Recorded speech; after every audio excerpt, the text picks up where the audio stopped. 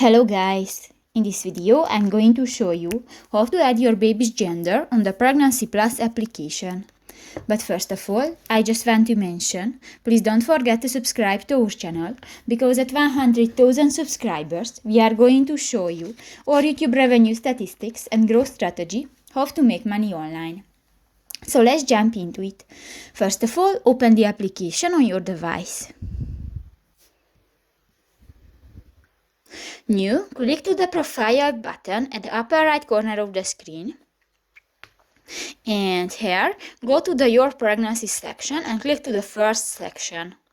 Click to the unknown button and you can select boy, girl, twins or unknown option and just select one, for example the boy, and just click that.